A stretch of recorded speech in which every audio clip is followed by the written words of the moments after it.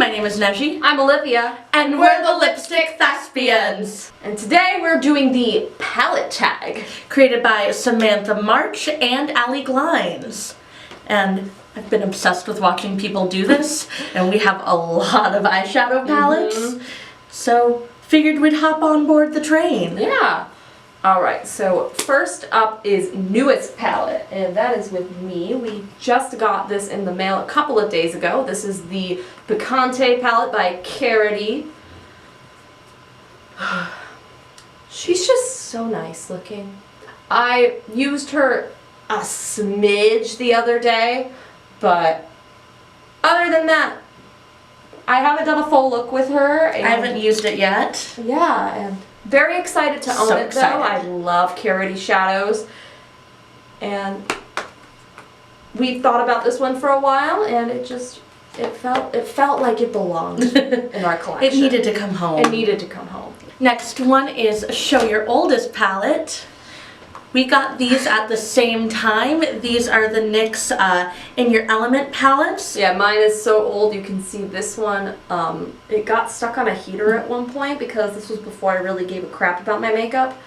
And so, like, it's all warped and there's like a crack back here. But palette is still itself is still intact. I have the metal one. And I have, as you saw, the wind one. And I picked the metal one because at that time I was really into metallic eyeshadow. And the wind one was my personal pick when we went shopping, because at this point we didn't really have any blue eyeshadows in our collection. And they had this one and they had the Air palette, which both had quite a bit of blue in them. And I swatched both of them and I ended up just liking this guy just a little bit better. I really wish NYX would go back to this whole vibe right here. The formula's really nice, the packaging's really nice. So NYX, if you're listening, these are hits. That's a penny for your thoughts. Although I do like what NYX is doing now. I like the big palettes that they're doing. Yeah, I just think this is just more artistic. Yeah. IMO, and I think it definitely was the peak of their artistry, if that makes sense, and like their aesthetic. Yeah, aesthetic packaging. Yeah. It didn't feel like drugstore makeup. Yeah. Yeah. Next up we have Show Your Most Expensive palette. And there is a discrepancy here because technically by value, these are the most expensive. But we've bought them all on sale. We are Ulta point savvy, so we save up our Ulta points until we have enough points to get a free or really, really cheap eyeshadow palette. And so we saved up our points and we got both volume 1 and 2 for $10 each. And then I got volume 3 at Sephora on the VIB sale for 15% off. So that means the one we actually spent the most money for is the Jawbreaker palette by Jeffree Star. I bought this full price on launch, and she's so worth it. We both love her. Yeah, this was like the palette of the summer for us last year. And I definitely want to bust her out again this summer. You'll see her in our upcoming Rainbow Palette series that we're going to be doing for the month of June for Pride, so stay tuned. Alright, next up is our most affordable palette. Again, discrepancy. Because by retail value, it would be the 9-pan monochromatic palettes from Colourpop, which retail for $12 each. I have a few of them. I just picked the Honey because it's one of the newer ones in our collection and it happens to be one of our favorites. Yes. Most affordable by what we actually paid for them would be the Lime Crime plushie palettes I have right here that we picked up at either TJ Maxx or Marshall's. We paid about $5 each for these little quads, and I think they retail for about $20, I'm pretty sure. Yeah. And originally, I think they're on sale on their website if they're still even there at this point. Yeah. But these were a nice little affordable find at TJ Maxx, Marshall's, and nice little throw and go palettes. So the next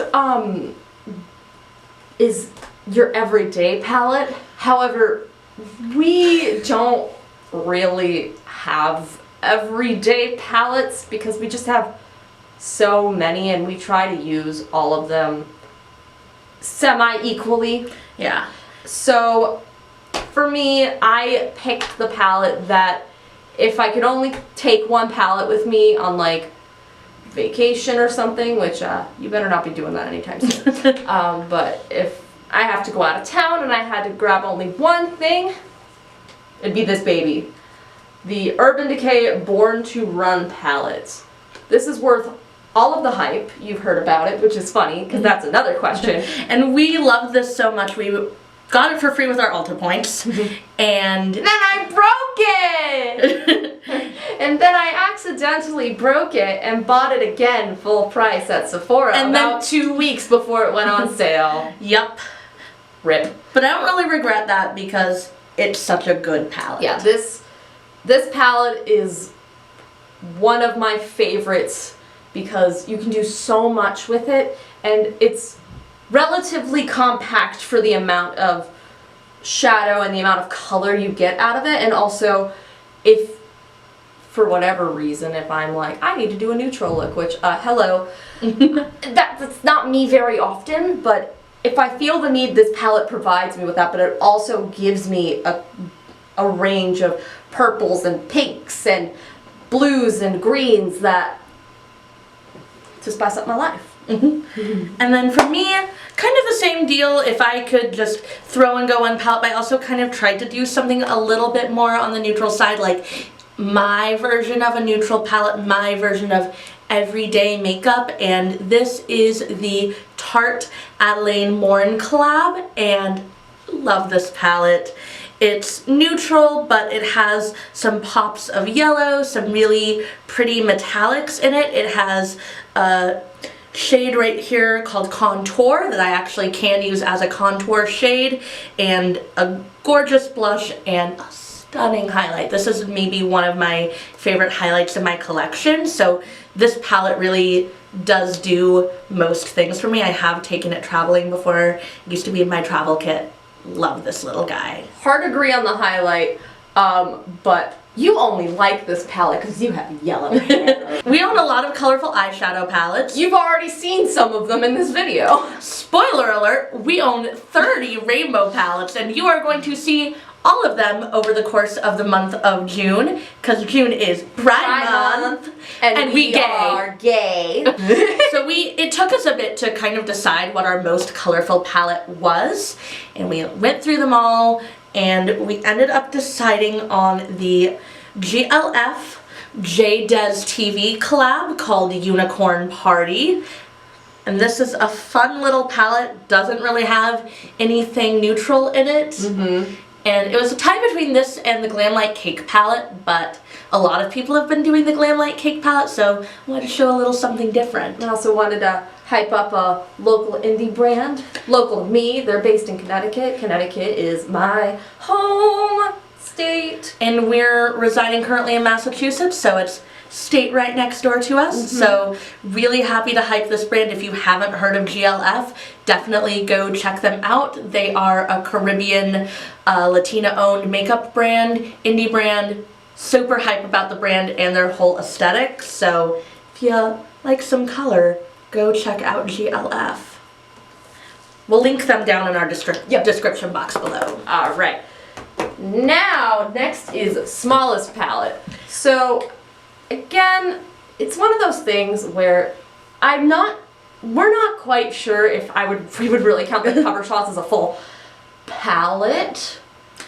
If so, then this is our smallest. It only has 3 shades to it, and it's pretty compact. And then we also have the Mini Lila palette from Natasha Denona, which is, has 5 shades, so it's decidedly a palette to me. I don't know. Maybe it's like, in theory, if they even split this thing in half and made it 4 shades, I probably would have considered it a palette. Are these considered palettes? I don't know. Sound off below? Yeah, Oh, honestly, I have two of them, and this is honestly my favorite one of the two that I have, and I really only have it because I'm a photographer, and it looks like a little camera lens. Yup. I'm so nerdy about this packaging. Even if I never use this, this is just gonna stay for the aesthetics. All right, next up is our biggest palette. And we have a few palettes from Morphe in this size, but I just pulled out one of them. This is the Morphe Such a Gem palette. She is large and in charge. I think it's my favorite of the big palettes we have from them. Large and in charge, yeah. And I'm really okay with large palettes. I know a lot of people on YouTube in particular take issue with palettes that are ginormous. However, I don't store my makeup in a way that bothers me. We used to, and part of the reason we changed our makeup setup, which you'll see in upcoming declutter video that's probably going to happen in like July, is because we're going to keep you waiting on it. It's because large palettes like this kind of got shoved to the bottom of the bin and didn't really get utilized to the most of their potential. So we now keep our palettes in a way where these can be easily reached for, and I definitely have been using this more now that we've changed our palette setup. It also it's such a gorgeous palette is all I'm going to say. Palette with the best memory. It's a 2-for-1 because there's two of us. And we have different memories. I know, shocking, we're together all the time. So my palette is the Too Faced Clover palette, which is also my favorite Too Faced palette. And this one gave this to me as a Christmas present in 2018, and I was going through a really hard time, and this palette made me so happy. Super grateful to get this as a gift. And then we broke somehow the first copy we had of this palette. I was very sad about that, and we ended up getting a replacement of it because I love the palette so much, and it has just such good memories and good feelings attached to it. My palette with the best memory is the BH Nuevo Neutrals palette. This is one of my staple palettes I take when I am doing theater.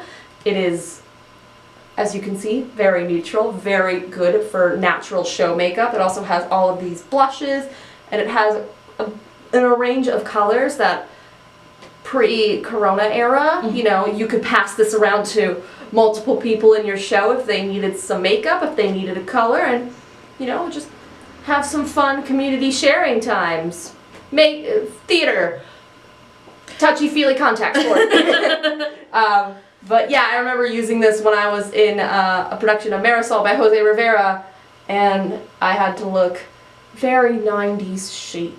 And I also had to accentuate my Irish heritage. So I used this shade up here and gave myself really dark freckles. I do have freckles on my cheeks naturally, but it usually gets covered up when I put makeup on. I like full coverage, so it's the side effect, but I had a lot of fun.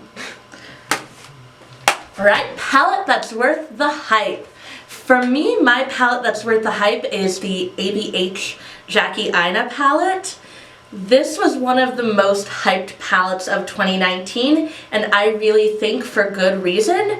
It's so gorgeous. You get a good combination of neutral shades and bolder shades. I think I've recommended this palette to someone who is like looking to get into color but likes to be a little bit more on the neutral side, and I think this is a really good introductory palette if you're looking to get into color. And the formula on here is amazing, especially the shimmer shades.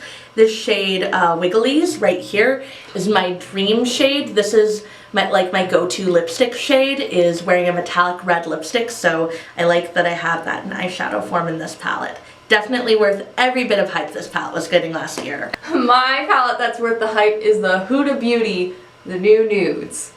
And obviously this palette got a lot of hype. Pretty much every new big Huda palette gets a lot of hype. But I really think this deserved it, even as somebody who doesn't gravitate towards neutrals. This palette is just stunning. It's so effortless, and it's a neutral palette without being a boring neutral palette. You know, there's so much pink in here that as you could make a neutral pink look, but you can also make a really nice, soft, you know, like, I don't want to say pastel-y, but... I was thinking like soft kind of glam look. I was going to say you can do a soft glamorous look. You can do it a little, you could be a little ethereal with this palette, if you will, especially with these marbled shimmers that everybody and your grandma has probably talked to you about before. And other brands have tried to copy it. And none of them have succeeded. I also enjoy the pressed glitters in here. Huda has a really good pressed glitter formula. If you're into that sort of thing. Which I know a lot of people aren't. It's like 50-50. Yeah. But, yeah, I really enjoy this palette. I always really like my looks when I use it. And then you get to the palettes that aren't worth the hype. So for me, mine is the Morphe James Charles Artistry palette. I love bold rainbow eyeshadow looks, as you can probably tell. We own 30 rainbow eyeshadow palettes, and this is probably, don't quote me on this until we do the final palette ranking at the end of our series, one of my least favorite rainbow eyeshadow palettes in my collection. This palette got so much hype, it sold out so many times. We ended up buying it on the second restock that they did. Yeah. We waited in line on Morphe's website I remember dropping you off at class and waiting on the phone to try to get my grubby little hands on this damn palette. Yeah, and like this palette was the it palette for when it came out. But it just, to me, doesn't really hold up to the hype. Yeah. I think there are more pigmented rainbow palettes out there. I think there are more palettes out there that are bold colors that kind of have neutrals in it, and you can do a wide variety of looks. You can do creative looks. A lot of people talk about really liking this palette for their creative looks, but there's a couple others in my collection. One we've already talked about, the Jeffree Star Jawbreaker palette, one that's gonna come up in a little bit that I far prefer for doing a more creative look where you need that bold, intense pigment. And I think there could be better rainbow tones in here. I think these greens don't really match the rest. I wish there was more yellow. I wish there was a different orange in here. I don't know, it just isn't it for me. My palette that's not worth the hype is the Jeffree Star Shane Dawson Conspiracy palette. And this palette was 1000% hype. From the YouTube series, to the launch, to PR campaign, everything about this palette was big hype. And even if I ignore the massive hype this palette got, this palette, in comparison to the other Jeffree palettes I own, which I own 3 others, this one doesn't stack. This one is my least favorite. And I'll tell you why. A couple of reasons. First of all, this color story doesn't inspire me in the way that most other color stories do. I think it's not very well put together in the sense that there are tones that are at odds with each other. I mean, you have this lime green and this bright orange, and then you have this soft blue.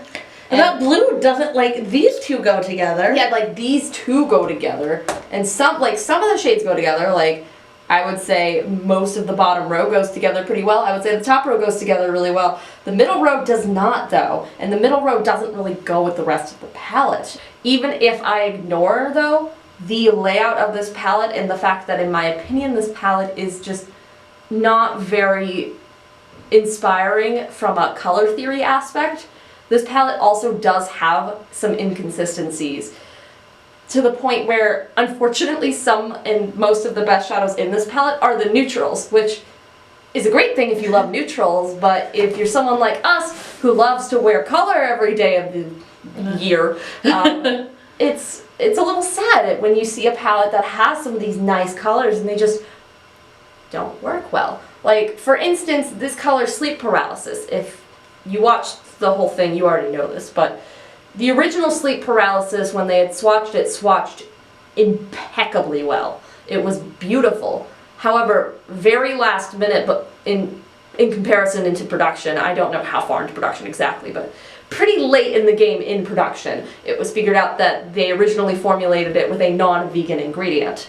And so they had to quickly come up with a backup sleep paralysis. And this one's just not as shiny, it's a little patchy, it's just... It's clumpy. Yeah. That's Diet Cola is also a little clumpy. And to me, some of these shades, even specifically like What's the Tea, I find this shade doesn't lay down very well. I find it's very sheer on application and you have to build it up a lot, and even then it blends away very easily. And yeah, that's... Tanacon's the star of this palette. Tanacon is one of the stars of this palette. That's my 2 cents. Next up is a favorite palette from a favorite brand. Mine is, you saw it earlier, the ABH Norvina Pro Palette Volume 3. And originally, this was my least favorite of the Norvina Pro palettes, just based off of the images. I wasn't necessarily drawn to it like I was the other ones, but after owning it and playing around with it, I think this one's actually my favorite. I think you can do a whole lot with it. I think you can do neutral, I think you can do colorful. It has a lot of different color to it, and it's my favorite of the Norvina Pro palettes, which are my favorite palettes from ABH, and ABH is one of my favorite brands. And then another favorite brand of ours is Glamlight, and I chose the Glamlight paint palette.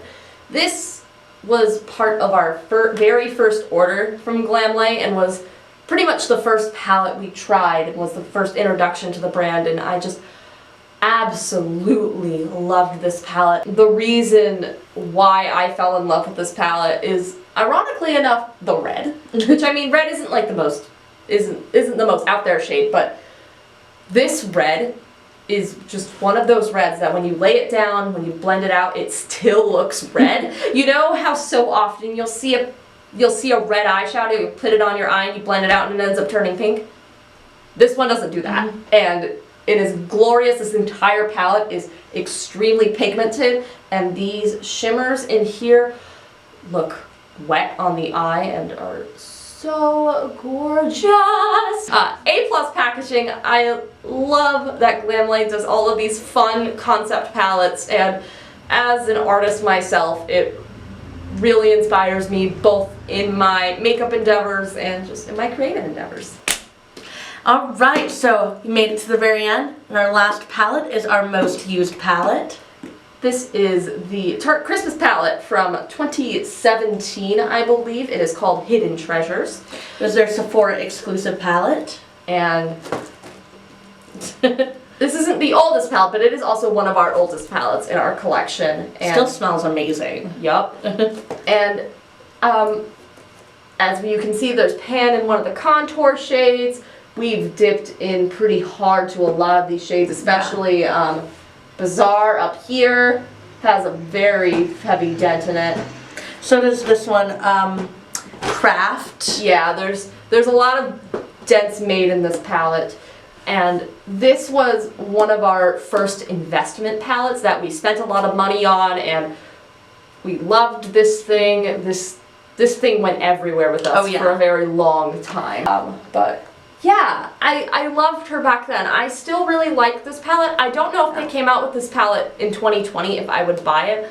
I'm not as into neutrals as I used to be. However, this palette was a very good starter palette for me. This was one of our first high-end palettes, and it just, I think in part it's just a major part of the journey and us falling in love with makeup. Yeah. That's the video.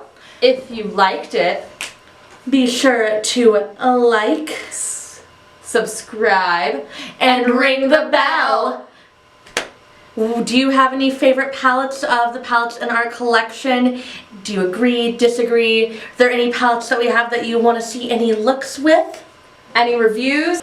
None of these are that recent, but if you want to see reviews on them, let us know. If you want to see them on our eyes, if you want to see more videos like this where we're doing just talking, doing fun little things with our collection, yeah, let us know. We have a huge collection. We're open to doing it pretty Yeah. much anything.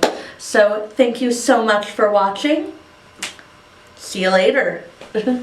Mwah!